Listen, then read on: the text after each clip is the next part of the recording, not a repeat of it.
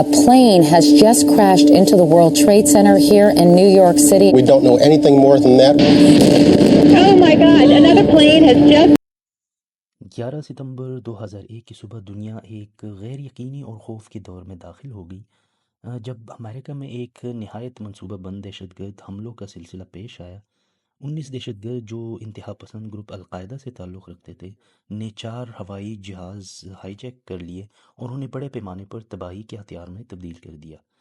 جو ایک عام منگل کی صبح کی طرح شروع ہوا تھا وہ جلد ہی ایک بے مثال سانے کے دن میں بدل گیا جس نے تاریخ کا دہارا ہمیشہ کے لیے بدل دیا۔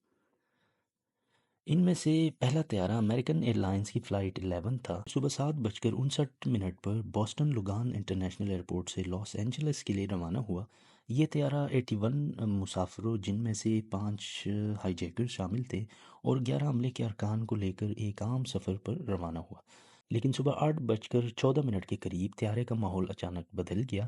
دہشت گردوں نے چاقو اور باکس کٹر سے مسلح ہو کر حملہ کیا۔ انہوں نے کاکپٹ پر قبضہ کیا اور مسافروں اور عملے کو طیارے کے پچھلے حصے میں منتقل کر دیا۔ 8:46 پر ایک ناقابل یقین واقعہ پیش آیا جب فلائٹ 11 نیو یارک کے شہر کے ورلڈ ٹریڈ سینٹر کے شمالی ٹاور سے ٹکرا گئی۔ ٹکراؤ نے عمارت کے کئی فلورز کو تباہ کر دیا جس سے آگ اور دھواں چاروں طرف پھیل گیا۔ ابتدا میں خبریں اس واقعے کو ایک حادثہ سمجھ رہی تھی، شاید فلائٹ کی غلطی یا مشینیں کی خرابی، لیکن امدادی کارکن فوری طور پر موقع پر پہنچے اور عمارت کے اندر موجود لوگوں کو نکالنے لگے، جبکہ نیو یارک کے شہری اور دنیا بھر کے لوگ اس غیر یقینی صورتحال کو سمجھنے کی کوشش کر رہے تھے۔ جیسے ہی دنیا اس پہلی خبر سے نمٹ رہی تھی، ایک اور تباہ کن واقعہ پیش آیا۔ یونائیٹڈ ایئر لائنز کی فلائٹ 175 جو صبح 8:14 پر بوسٹن لوگان سے روانہ ہوئی تھی، اسی قسم کے خطرناک منصوبے پر تھی۔ یہ طیارہ 56 مسافروں اور جن میں سے 5 ہائی جیکرز شامل تھے اور 9 عملے کے ارکان کو لے کر سفر کر رہا تھا۔ جیکرز نے صبح 8:42 پر طیارے پر قبضہ کر لیا اور اسے نیو یارک کی طرف موڑ دیا۔ صبح 9:03 پر فلائٹ 175 جنوبی ٹاور سے ٹکرا گئی۔ یہ ٹکراؤ نہایت تباہ کن تھا اور اس خوفناک منظر کو ٹی وی پر لائیو نشر کیا گیا۔ اب یہ واضح ہو چکا تھا کہ یہ حادثات نہیں تھے بلکہ امریکہ پر ایک منظم حملہ تھا۔ نیو یارک کے لوگ خوف کے عالم میں اپنی جانیں بچانے کے لیے بھاگ رہے تھے، جبکہ امدادی کارکن زخمیوں کی مدد کرنے کی کوشش کر رہے تھے، اور اس کے ساتھ ہی دنیا بھر میں یہ خبر جنگل کی آگ کی طرف پھیل رہی تھی۔ جب قوم کی توجہ نیو یارک پر مرکوز تھی، واشنگٹن ڈی سی میں ایک اور سانحہ خاموشی سے وقوع پذیر ہو رہا تھا۔ امریکن ایئر لائنز کی فلائٹ 77 نے صبح 8:20 پر Washington Dulles International Airlines سے لاس اینجلس کے لیے پرواز کی۔ اس پر 58 مسافر، 5 ہائی جیکرز اور 6 عملے کے ارکان سوار تھے۔ صبح 8:51 پر ہائی جیکرز نے طیارے پر قبضہ کر لیا اور اسے واشنگٹن ڈی سی کی طرف موڑ دیا۔ صبح 9:37 پر فلائٹ 77 پینٹاگون کے مغربی دیوار سے ٹکرا گئی جو امریکی محکمہ دفاع کا مرکز ہے۔ اس تصادم سے ایک بڑا آگ کا گولہ پیدا ہوا، عمارت کا ایک بڑا حصہ تباہ ہو گیا اور اندر موجود 125 افراد کے ساتھ طیارے میں سوار تمام افراد ہلاک ہو گئے۔ اس حملے نے قوم کی فوجی مرکز پر براہ راست حملہ کیا اور ملک کے وسیع تر حملے کی خوف کو بڑھا دیا۔ آخری طیارہ یونائیٹڈ ایئر لائنز کی فلائٹ 93 کا انجام مختلف تھا۔ یہ صبح 8:42 پر New York Liberty International Airport سے سین فرانسسکو کے لیے روانہ ہوا۔ اس پر 37 مسافر، 4 ہائی جیکرز اور 7 عملے کے ارکان سوار تھے۔ صبح 8:28 پر ہائی جیکرز نے طیارے پر قبضہ کر لیا اور اسے واشنگٹن ڈی سی کے ایک عام ہدف کی طرف لے جانے کی کوشش کی۔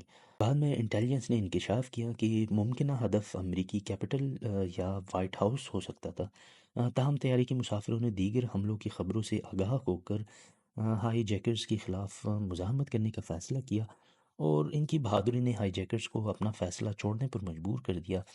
صبح 10:30 پر فلائٹ 93 پنسلوینیا کے شنکیسول کے ایک میدان میں گر کر تباہ ہو گئی۔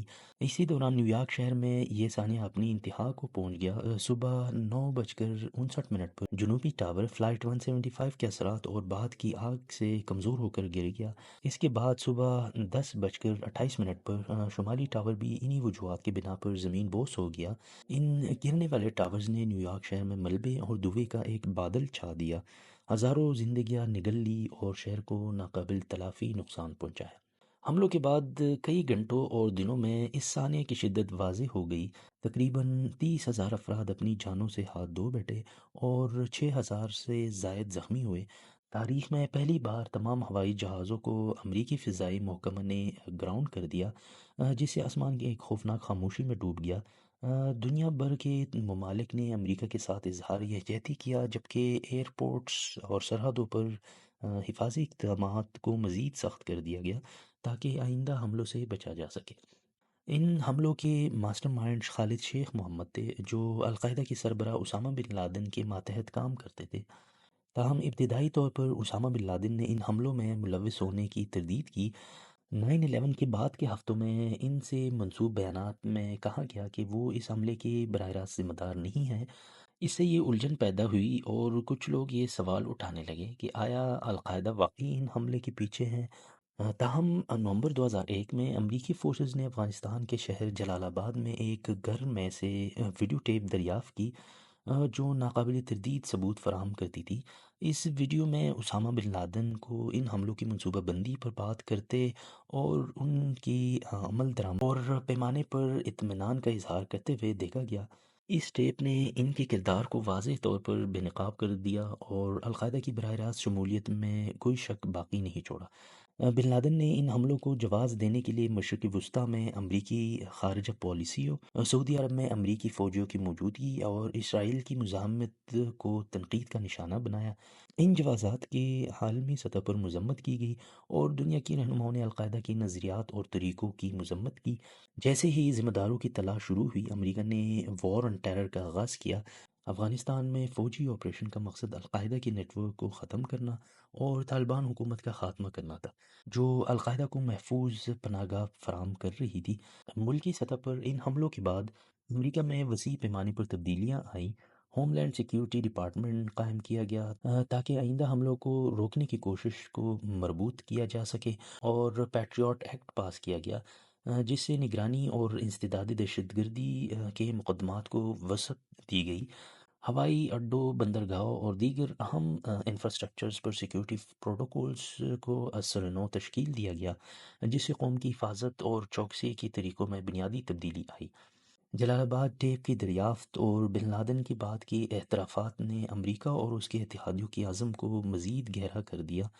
آنے والے سالوں میں دہشت گردی کے خلاف کوششوں نے عالمی سیاست کو اثر نو تشکیل دیا اور طویل فوجی مہمات کا باعث بنے۔ وار آن ٹیرر افغانستان سے باہر عراق اور دیگر خطوں میں پھیل گیا، جس سے ان مداخلت کی مؤثریت اور اخلاقیات پر بحث چھڑ گئی۔ کچھ نے ان جنگوں پر انسانی اور اقتصادی نقصانات کی وجہ سے تنقید کی، لیکن یہ دہشت گردی کے خلاف عالمی حکمت عملی کا ایک اہم حصہ بنے رہے، اور اسامہ بن لادن کو بالآخر 2011 میں پاکستان کے شہر ایبٹ آباد میں امریکی نیوی سیلز کے ایک آپریشن میں ہلاک کر دیا گیا۔